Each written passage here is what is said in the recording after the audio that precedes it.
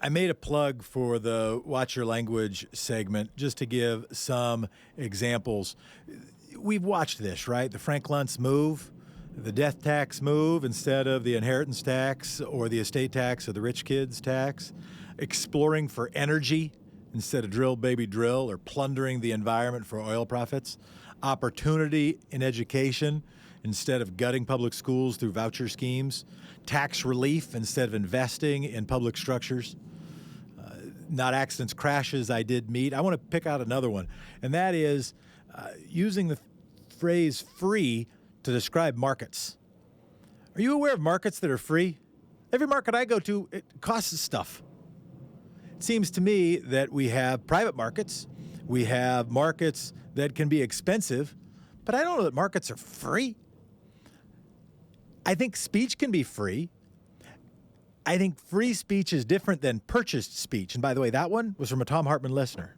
Every time I'm honored to be able to host and co-host and be a guest on this show, I learn something, and I learned that from a caller on this radio program. Purchased speech is different from free speech. Let's watch our language. Let's try to have a rhetorical architecture that is, in fact, pro-democracy. Carl from Columbus, Ohio, go ahead. Yes, Jefferson, you're a very gentle, kind person. I'm trying. I'm trying to. My New Year's resolution for the last several years be less of a jerk. I used to get in fights and be a big jerk as a younger person, and I take that as a high compliment. Don't know if I deserve it, but I'll certainly take it. Well, a couple of points. You said yesterday that we could call in and thank people on Anything Goes Friday. Heck yes. I would like to explicitly thank here in Central Ohio, in Columbus, Ohio, on WGRN, Bob Fitrakis. He's a college professor and director of the ColumbusFreePress.com. ColumbusFreePress.com. Free Press, as in freedom. Yep. And so you may have heard of Bob Fitrakis. Harvey Wasserman. Now, you guys have totally missed the black box voting website. There was a Bev somebody. And Harvey Wasserman worked heavily on the black box voting back in the George W. Bush era. Yep. And Gary Daniels, who was the last station manager when we had talk radio here in Central Ohio. Yep. We now have WGRN 94.1, and I'm proselytizing to get people to listen. WGRN, Columbus, Ohio. Check it out. 94.1. 94.1. Yes, those three people, and I'd like to make one further comment. One of the problems that the liberals have, I'm Randy Rhodes' favorite conservative Darwinian Republican. Okay. And I when I realized that W. Bush was a buffoon, I actually went to work for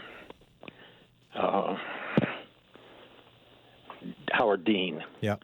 And I watched as the media, both sides, killed him with the Dean scream. Yep. So I have some background on what's going on. Well, I appreciate it. I want to take the pledge. I want to take the plug for WGRN and go even further. Each of these stations, certainly Free Speech TV, certainly the people who listen on WCPT, KPFK, all the stations that carry this radio program. Most of them have a story that is important. Most of them have a network of supporters that need to be thanked. Most of them have, if not advertisers, they might be non-commercial stations. They have members, they have supporters, they have donors. These are folks we got to thank, we got to appreciate. That if we want a media that is not only propaganda for the concentration of wealth and the concentration of ownership, then we got to share that stuff. And one of the ways we got to work together is by building that kind of media. That's what we've got to do. Human-based, pro-democracy media. And thank you so much to the people who do, to all of our affiliates, to all of those folks who carry this program to help make it happen.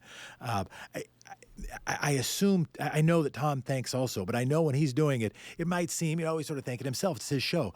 I have the chance to thank him. Let me tell you, it ain't possible without those stations. It ain't possible.